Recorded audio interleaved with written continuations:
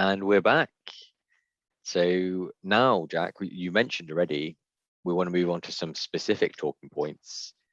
And let's just go straight in with a big one. Ronaldo versus Lukaku. You've mentioned you've picked Lukaku. Why? And what should everyone else do? I think we've talked about it already, so I don't think we need to spend too long on this one. But as I said, Lukaku, it's less of a sexy pick. Is there a sexier pick than Ronaldo? No, there isn't. But I deal in cold hard facts, Josh, unless it comes to picking a Adama Traore on my team. So the cold hard facts, the way I see it, are Lukaku's cheaper. Lukaku has had longer with his team. Lukaku has scored in the Prem this year. Lukaku is on fire international break-wise. They're playing tonight. I believe he scored again. Scored 2 against Luxembourg, whoever it was earlier. Chelsea are a better team than Man United. Fixtures, Villa and Newcastle, nothing to pick between them, really. And having Lukaku plus 1 million in the bank if Ronaldo does go off, which I am able to do, is a very good option because of Lukaku's next 2 fixtures after that, which are quite tough. But if we're talking game week 4, I think all of those points just point to Lukaku being the better pick. And then you add on, is Ronaldo going to start? Is Ronaldo going to play well in the Prem? Is he going to take time to adjust? How much training is he going to have with Man U before they play? Is he on pens, etc.? So yeah, in my mind, it's Lukaku. Any counterpoints to that? It's Ronaldo. No, joking. It's Ronaldo is an argument, to be fair, because it is Ronaldo. I'm with you on all of them. We've mentioned before, I'm a safe bet kind of guy. Don't like risk.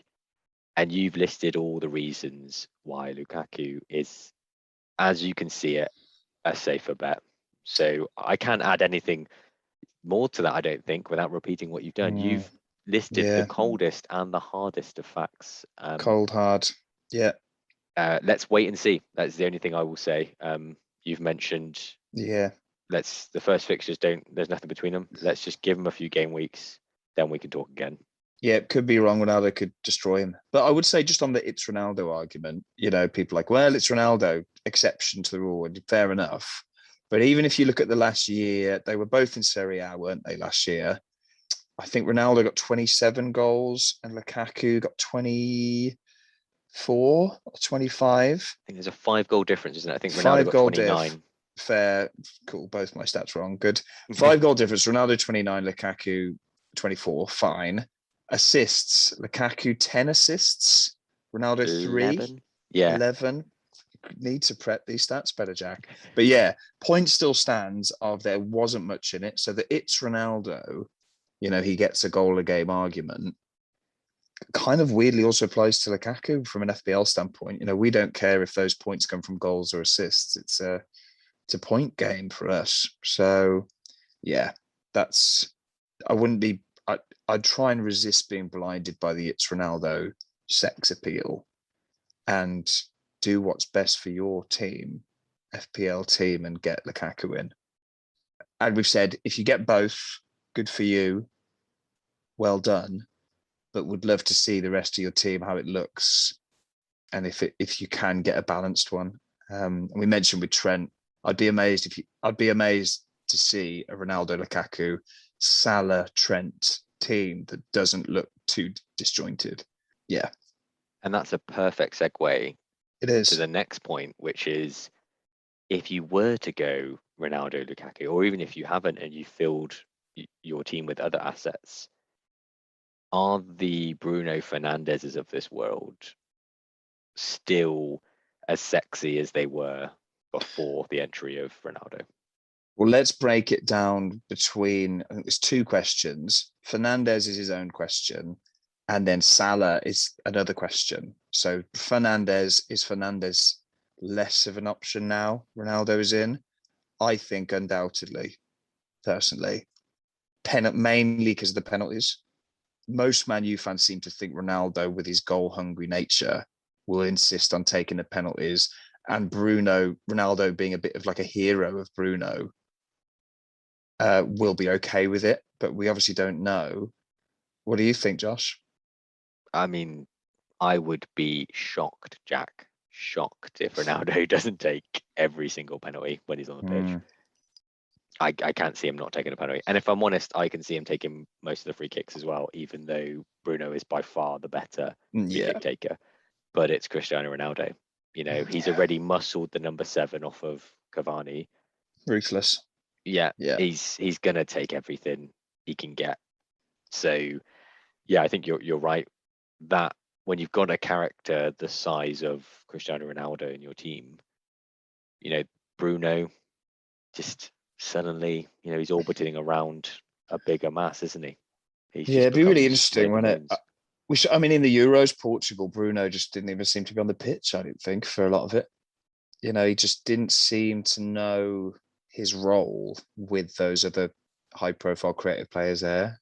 It'll be fascinating to see. And it'll be a bit of a shame because even though, you know, it's Man United and we all hate them if you're not a Man United fan, Bruno is great to watch when he's on his game, and he's a fantastic player, isn't he, in his own right? So yeah, it'd be an interesting to see what becomes of Bruno's FPL output as well as his actual football output.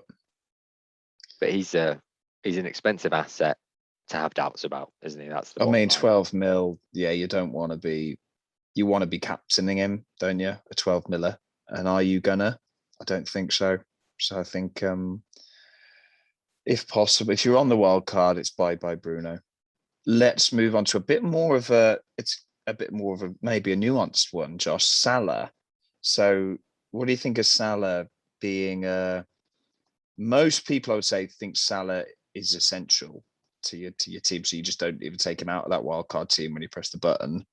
But some people have taken him out to maybe accommodate the Ronaldo Lukaku double. What are your thoughts on that? I think it's madness. As a Liverpool, and that's just not as a Liverpool fan. I think, you know, he has been consistently one of the top returners in the Premier League. Nothing has changed. Nothing is new. Nothing has changed for Salah this year. There's nothing that would make us think that he is not going to continue to return in the way that he has done for so long. 2 goals, 2 assists already this year. I mean, I don't know what they're drinking, these managers who are trying to get him out. I think we've already talked about the risks or uncertainties around, you know, the Ronaldos, the Lukakus, even the Kanes. You've got a guy there who has the least amount of, you know, risk compared to, out of all that pool of people. Just set and forget, leave him there. But what do you? Maybe I've got my Liverpool tinted glasses on, Jack. What do you think? You definitely haven't, and I'll tell you. I think you hit the nail on the head there with something you said. You said it's nothing new with Salah, and I think that is the problem because it's not new, it's not exciting, it's boring picking Salah. So people are tempted to take him out for the new shiny toys of Ronaldo and Lukaku, but really, it is exciting because it is Salah, even though he isn't new. Here we know what he can do. That's why it's exciting, because it's near a banker as you're going to get to guaranteed points.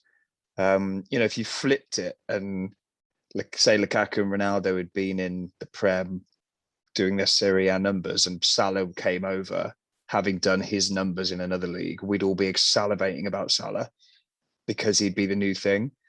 You do not take him out. It's as simple as that. Do not. There's no work. We've talked about it before, that feeling you get in your gut when you don't own a player and you're watching them and you've got the fear because you can just see them, they're about to haul.